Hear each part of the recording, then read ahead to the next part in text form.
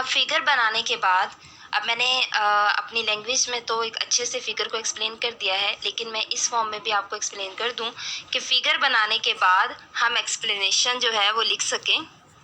अब फिगर की एक्सप्लेनेशन को मैं बोल रही हूँ थॉरली, आप लोग उसको लिख भी सकते हैं अपनी आसानी के लिए, ताकि पेपर में आपको इजीली वो आप उसको समझ सकें, फिगर के बाद एक्सप्लेनेशन एक वेल फॉर्म में लिख सकें। ओके, द एटम्स और molecules of the element under investigations in vapour form are ionised in the ion source.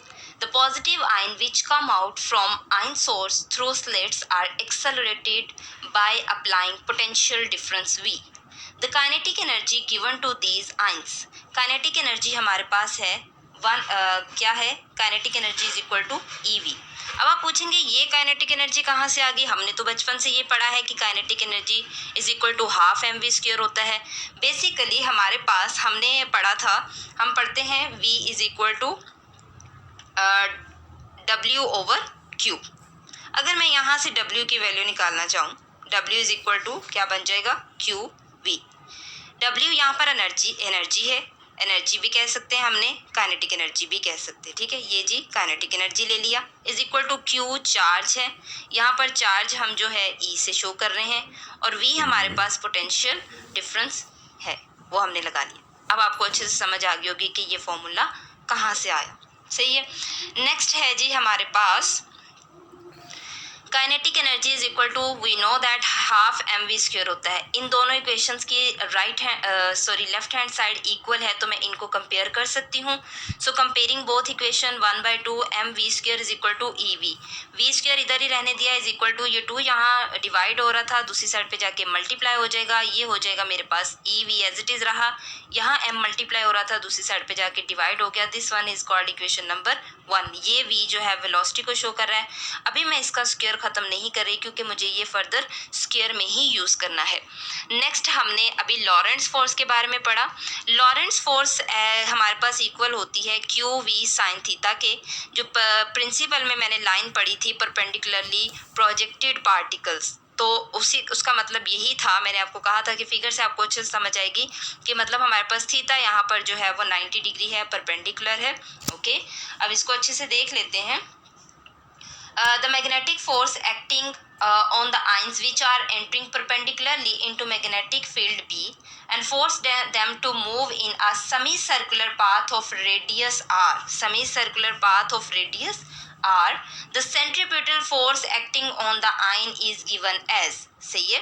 तो सेंट्रीपिटल फोर्स हमें पता है, जहाँ भी सर्कुलर पाथ में कोई चीज़ मूव कर रही हो तो हम सेंट्रीपिटल फोर्स एक्ट करती है। तो centripetal force acting on the ions, we know that centripetal force किसके इक्वल होती है? F C is equal to mv square divided by r के इक्वल होती है। सही है। अगर मैं इन दोनों इक्वेशन को इक्वल रखती हूँ, यानी सेंट्रीपिटल फोर्स और लॉरेंट्ज फोर्स को, तो यहाँ पर ये आ जाएगा mv square divided by r। और लॉरेंट्ज फोर्स अभी हमने कहा कि किसके इक्वल आ रही है हमारे पास? क्यू वी साइन थीटा के।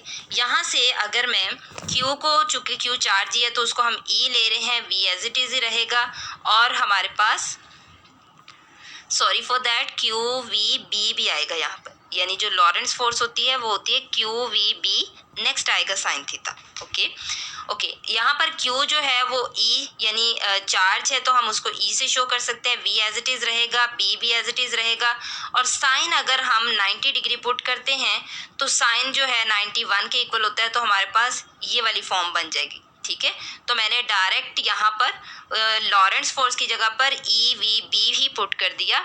तो उम्मीद करती हूँ कि अच्छे से समझ आ गई होगी। यहाँ से v की वैल्यू, यहाँ से एक v की पावर इस v से कैंसिल आउट होगी, तो ये m इधर मल्टीप्लाई हो रहा था, दूसरी साइड पे जाके डिवाइड हो गया, ये r इधर डिवाइड हो रहा था, इधर आके मल्टीप्लाई हो गया, ये एक v इधर ही रह गया, is equal to E B जो है वो एज इट इज़ यहाँ पर रहा, तो v is equal to E B R divided by m आ गया मेरे पास। अब मुझे चूँकि मेरे पास मुझे जो है इस v स्क्वायर को और इस वाली v को हमने कंपेयर करना है, तो ऐसे नहीं कर सकते, हम इसका भी स्क्वायर लेंगे तो हमारे पास v स्क्वायर आएगा, यानी ये वेलोसिटी ही है v, तो v स्क्वायर आएगा, तो हम फिर इन दोनों इक्वेशन को कंपेयर कर सकेंगे। सो इस इक्वेशन पे हम जो है स्क्वायर अप्लाई करेंगे, squaring on both side. Now squaring करने के बाद मेरे पास इक्वेशन बन गई V square equal to E square B square R square divided by M square. Individually सबके ऊपर स्क्वेयर अप्लाई हो गया। This one is called equation number 2। अब मुझे इक्वेशन 1, ये जो इक्वेशन 1 है इसको और ये जो इक्वेशन 2 है इन दोनों को कंपेयर करना है। चूंकि इनकी लेफ्ट हैंड साइड इक्वल है, इन दोनों को मैंने कंपेयर किया तो 2EV divided by m is equal to E square B square R square divided by M square. यहाँ से m की एक पावर कैंसिल हो जाएगी और यहाँ से क्या कैंसिल होगा, अब मैं यहाँ पर इस m को, ये यहाँ डिवाइड हो रहा था, इधर आके मल्टीप्लाई हो जाएगा इस साइड पे, इज इक्वल टू ये e मेरे पास यहाँ से e की भी एक पावर इस तरफ से कैंसिल आउट हो जाएगी तो एक ही रह गया, आर स्क्वेयर रह गया, बी स्क्वेयर रह गया डिवाइडेड बाय ये 2v as it is. This one is called equation number 3। अब यहाँ से देखेंगे कि इस m का डायरेक्ट रिलेशन है रेडियस r के साथ। इससे हमने क्या देखना है, हमारे पास फिगर है, यानी मैस और पाथ के रेडियस के दरमियान r के दरमियान डायरेक्ट रिलेशन है, यानी अभी हमने पढ़ा है डायरेक्टली प्रोपोर्शनल r स्क्वायर। तो ये इससे ये साबित हुआ कि जितना मैस होगा पाथ का रेडियस भी उतना ही होगा। अगर मैस ज़्यादा होगा तो पाथ का रेडियस भी ज़्यादा होगा, अगर मैस कम होगा तो पाथ का रेडियस भी कम होगा, बिकॉज इन दोनों के दरमियान हमारे पास डायरेक्ट रिलेशन है।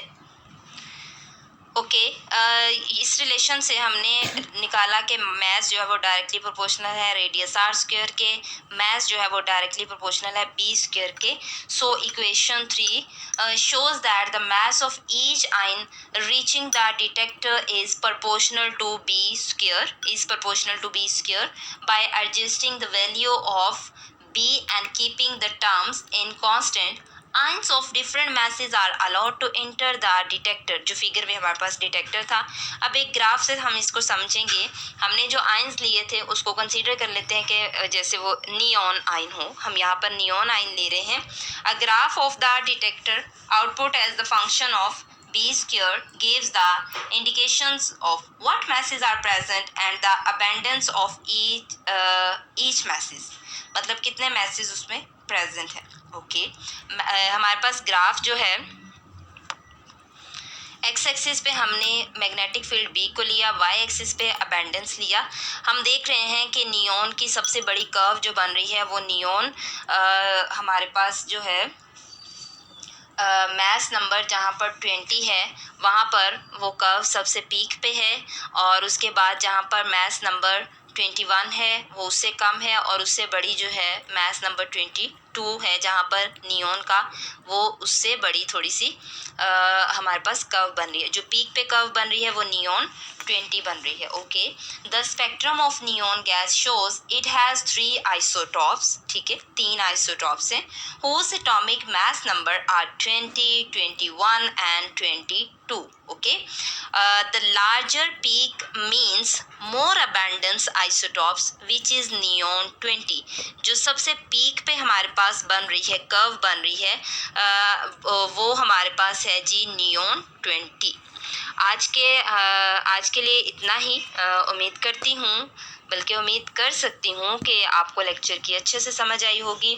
आज हमने न्यूक्लियर फिज़िक्स का टॉपिक पढ़ा है जी।